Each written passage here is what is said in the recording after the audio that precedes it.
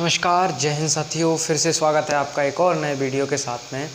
और आप सभी लोगों का बहुत बहुत स्वागत करता हूं आपके अपने YouTube चैनल विशेष स्टडी के साथ में। इसी के साथ मेरा नाम है विशेष और आज का टॉपिक रहने वाला है खास। साथियों, आज का जो टॉपिक रहेगा अपना, वो टॉपिक विज्ञान का है, क्लास 10th का है। और जो हम बात करें तो केमिस्ट्री का टॉपिक है। ठीक है, बिल्कुल शानदार तरीके से उसकी चर्चाएँ करेंगे और उसकी बेसिक बातें भी आपको बताएंगे और जो टॉपिक होगा उसको भी आपको जो है वो हम उस चीज़ से आपको अवगत कराएंगे। तो आज इस टॉपिक की शुरुआत करते हैं अभी के अभी। तो चलिए आ जाइए, टॉपिक क्या है उसको समझते हैं पहले। ठीक है, एकदम शानदार और ख़ास तरीके से। ठीक है साथियों, तो सबसे पहले बात कर लेते हैं और आपको बता दूं कि ये जो टॉपिक है वो 9th 10th इन सब के लिए ही महत्वपूर्ण माना जाता है। ठीक है, कोई बड़ी बात नहीं है, ये सब के लिए ही महत्वपूर्ण टॉपिक है और महत्वपूर्ण की गिनती में इसको गिना जाता है। ठीक है, और ये बोर्ड एग्ज़ाम में बहुत बार पूछा गया है। 22, 23, 24 की अगर हम बात करें तो इन सभी में ये आया है। तो हो सकता है किसी न किसी सेट में फिर से आ जाए, तो आप इसको तैयार कर लें। 2 नंबर का ये क्वेश्चन है। तो चलिए शुरू करते हैं, थोड़ा सा समझा देते हैं इसके बारे में आपको बेसिक चीज़ें, जिससे आपका ये क्लियर हो जाए, समझ जाएं, याद रहे आप। ठीक है, जिससे आप एग्ज़ाम में इसको लिख दें। एक शब्द है संक्षारण। संक्षारण, संक्षारण यानी कि संक्षारण का अर्थ क्या है, पहले तो ये समझ लेते हैं।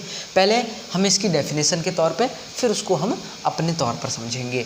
जब कोई वस्तु, जब कोई धातु अपने आसपास अम्ल आर्द्रता के संपर्क में, किसमें भैया, संपर्क में आती है तब इनका क्षरण होने लगता है। बिल्कुल क्लियर, एकदम क्लियर है। मतलब भैया जब कोई वस्तु नमी जिसको वस्तु को मिल जाए, जैसे मान के चलिए ये क्या कह रहा है, पहले पूरी बात कर लेते हैं। इस प्रक्रिया को संक्षारण कहते हैं। क्या कहते हैं साथियों, मेरे प्यारे भाइयों बहनों, संक्षारण कहते हैं। अब संक्षारण होता क्या है, सबसे पहली बात तो ये कि देखो संक्षारण होता ये है कि मान के चलिए कोई चीज़ है, मान के चलिए जैसे हम लोहे की किसी चीज़ को ले लें, कोई लोहे की कील ले लें, है ना, कोई लोहे की सरिया ले लें, कुछ भी ले लें। ठीक है, जो लोहे की हो, कोई एक लोहे की पत्ती, जैसे मान के चलिए हमने ले ली कोई लोहे की पत्ती।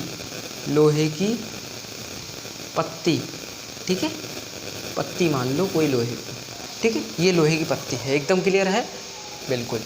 एक ले ली हमने सरिया, ये क्या है, सरिया। ठीक है, ये सरिया है। अब हमने लोहे की पत्ती ली, एक ले ली सरिया, है ना, यही चीज़ ली है। संक्षारण को समझ रहे हैं बेसिकली। ठीक है, होता क्या है, मान के चलिए हमने खुले में इस लोहे की पत्ती को भी रख दिया हमने, और इस सरिया को भी हमने जो है वो खुले में रख दिया है। दोनों को अगर हमने खुले में रखा तो जो उसकी बूंदें हैं जब इस पर गिरेंगी तो धीरे धीरे क्या होगा कि इस सतह पर जब हम कहें कि जो पानी की बूंदें गिरेंगी तो इसका क्षरण होने लगेगा। क्षरण मतलब वो पानी जो है वो इस लोहे के साथ में अभिक्रिया करने लगेगा। क्या करने लगेगा, रिएक्शन करने लगेगा। और रिएक्शन ऐसी होगी कि धीरे धीरे वो लोहे की पत्ती जो होगी वो एक दिन बिल्कुल समाप्त हो जाएगी। मतलब उसका कुछ भी नहीं बचेगा, समझ रहे हो। ठीक है, तो होगा किस वजह से, वो होगा भैया आर्द्रता की वजह से। थोड़ी सी नमी अगर मिल जाएगी ना इस चीज़ को, जैसे मान के चलो इसको गीली मिट्टी में डाल दो, इस पत्ती को गीली मिट्टी में, तो भी आप देखेंगे कि ये कुछ लंबे समय तक अगर ये रहे ना उसमें, तो ये बेकार हो जाएगी। जैसे आपने देखा होगा कि हमारे घर में बक्से वगैरह होते हैं, लोहे की अलमारियां होती हैं, तो उन पे आपने देखा होगा हम समय समय पर पेंट करते रहते हैं। क्या करते रहते हैं, पेंट करते रहते हैं। ठीक है, पेंट कैसे होता है आप इस बात को समझिए। पेंट उस पर हम करते रहते हैं कई प्रकार का, ठीक है, लेप करते रहते हैं, पेंट करते रहते हैं, सिल्वर वगैरह का, ब्रोमाइड वगैरह का, बहुत सारी पेंटेज होती हैं, तो उनको हम कर देते हैं नॉर्मली उस पर। एक चीज़ और समझिए, जैसे मान के चलिए अभी तो खैर इतनी ठंड, अभी शुरुआत ही हुई है ठंड की, तो होता क्या है कि जैसे हम उसको ले लें कूलर को, कूलर जैसे पानी कूलर, जैसे लोहे का कोई कूलर, ठीक है। तो आपने देखा होगा जो कूलर होता है उस पर जब पानी चल रहा होता है, पानी जब उसमें चल रहा होता है तो आप देखेंगे कि उस पर पपड़ी सी उछलने लगती है। किससे? कूलर से। बात को समझिए, कूलर पे से पपड़ी सी उछलने लगती है। आपने ये चीज़ देखी होगी नॉर्मली।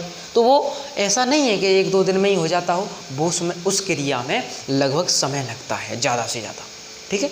तो तब वो क्रिया होती है जिससे क्या होता है कि लोहा जो है वो क्षरण होने लगता है, वो हम कहें तो नष्ट होने लगता है धीरे धीरे, और वो एक समय पर ख़त्म हो जाता है, ठीक है। एक चीज़ और समझें, जो चीज़ जितनी मतलब मजबूत होगी, जैसे मान के चलिए छोटी चीज़ में कोई ले लूँ, एक कील ले लूँ और एक ले लूँ कोई बड़ा जो है लोहे का डब्बा, जो लोहे की कोई ऐसे मान के चलिए बड़ा साइज़ ले लूँ कुछ लोहे का, ये लोहे का बड़ा साइज़, बड़ा कोई गोला, और एक ले लूँ भैया मैं पत्ती। तो आप समझिए कौन सी चीज़ में से पहले क्षरण हो जाएगा, मतलब जो कौन सी चीज़ है वो पहले नष्ट हो जाएगी। भैया पहले नष्ट होगी ये पत्ती। क्यों? क्योंकि भैया ये है पतली, ठीक है, इसके पास जो मटेरियल है वो है कम मात्रा में, तो ये कम है तो ये कमज़ोर है, कम है तो कमज़ोर है, तो ये जल्दी मर जाएगी, जल्दी नष्ट हो जाएगी। और लोहा जो है वो जो मजबूत गोला था पूरा का पूरा, वो लंबे समय तक चलेगा, ठीक है। इतनी जल्दी जो है उस पर क्षरण उसका नहीं होगा, बहुत लंबा समय चाहिए उसके लिए, तब वो जो है वो नष्ट होगा। उम्मीद करता हूँ ये टॉपिक समझ में आया होगा। तो इसका उदाहरण है, जीता जागता आप लिख देंगे लोहे पर जंग लगना। समझ गए एकदम के लिए? चलिए अगला टॉपिक है विकृत गंधिकता। विकृत गंधिकता होती क्या है, पहले इस टॉपिक को समझ लेते हैं। विकृत गंधिकता, विकृत गंधिकता का क्या अर्थ है पहले वो समझते हैं। जब वसा तथा तैलीय पदार्थ को लंबे समय तक रखा जाता है तो इनमें कुछ समय बाद दुर्गंध आना शुरू हो जाती है। क्या आना शुरू हो जाती है? दुर्गंध या कोई गंदी गंध, ठीक है, गंदी महक आना शुरू हो जाए तो उनका स्वाद भी बदल जाता है, अर्थात इस घटना को विकृत गंधिकता कहते हैं। तुमने कि भैया इसका कोई उदाहरण है? मैंने कि बिल्कुल अच्छा उदाहरण है मेरे साथियों, मेरे भाइयों बहनों। जैसे नमकीन ले लो, चिप्स का पैकेट ले लो। जैसे अब मैं आपको एक शानदार सा उदाहरण देता हूँ उसका, ये ऐसे समझ लीजिए हमेशा याद रहेगा। वैसे तो आप सामान्य तौर पर इसको याद रखना, लेकिन विकृत गंधिकता का एक अच्छा उदाहरण ये है कि जैसे मान के चलिए हम किसी दुकानदार भैया के पास गए, ठीक है, गए तो जाने पर क्या हुआ कि एक चिप्स का पैकेट मान लेते हैं या नमकीन का पैकेट, ठीक है, तो 2 पैकेट हैं उनकी दुकान पे, ठीक है। 2 पैकेट ऐसे हैं कि बीच में जैसे मान के चलिए कोई लड़ी है उसकी पैकेट की, तो उसमें क्या हुआ कि भैया जो एक पैकेट है, एक पैकेट के अंदर भरी है गैस। क्या भरी है? गैस। कौन सी गैस? कौन सी गैस? नाइट्रोजन गैस होती है ना, नाइट्रोजन ही होती है। तो होता क्या है, वो जो गैस होती है तो वो गैस उसको जब उसमें भरी होती है तब वो चीज़ एकदम सही रहती है, इतनी जल्दी उसका स्वाद नहीं बदलता, ठीक है। लेकिन अगर मैं देखूं, अगर उसी पैकेट की अगर मैं गैस निकाल दूं, उसी पैकेट की गैस निकाल दूं एक और की, तो आप देखेंगे दूसरे दिन क्या, थोड़ी देर बाद 2-4 घंटे बाद ही आप देखेंगे वो सीम जाएगी नमकीन। बिस्कुट ले लें, बिस्कुट भी ऐसे ही हो जाएगा आपका एकदम से। समझिए बात को। तो वो विकृत गंधिकता के कारण हो रहा है, ठीक है। उसके अंदर तैलीय पदार्थ है, वो कैसा है? तैलीय, और उसके अंदर वसा यानी कि फैट भी है। आप जानते होंगे, आप पैकेट पर पढ़ के देख सकते हैं, ठीक है, पढ़ के देख सकते हैं, उस पर पीछे फैट वगैरह सारी चीज़ें जो है वो मेंशन हो रखी होती है पहले से। तो आप समझिए ये सारा का सारा समय का खेल है, मतलब जिस तरीके से रिएक्शन होती है ना, रिएक्शन। अब जैसे तुमने एक चीज़ और देखी होगी, जैसे जो पैकेट होता है किसी का भी हो, चाहे बिस्कुट का, नमकीन का, किसी का भी पैकेट हो, उस सब पे लिखा होता है कि प्रोटेक्ट फ्रॉम द सनलाइट, है ना, मतलब इसको धूप से बचा कर रखें, and keep dry and cool and dry place, मतलब इसको ठंडे और सूखे स्थान पर रखें। वो जितने भी पैकेट्स आते हैं उन सब पर ये बात लिखी होती है, जितने भी होते हैं सब पे। क्योंकि होता क्या है कि उनकी जो अगर उनको ज़्यादा गर्मी मिल जाएगी तो उनकी जो रिएक्टिविटी है वो बढ़ जाएगी, जो क्रिया है, जो अभिक्रियाशीलता है वो बढ़ जाएगी और वो ख़राब हो जाएंगे। सामान्य सी बात है। तो इसी को हम विकृत गंधिकता कहते हैं, और इससे उसका स्वाद भी बदल जाता है।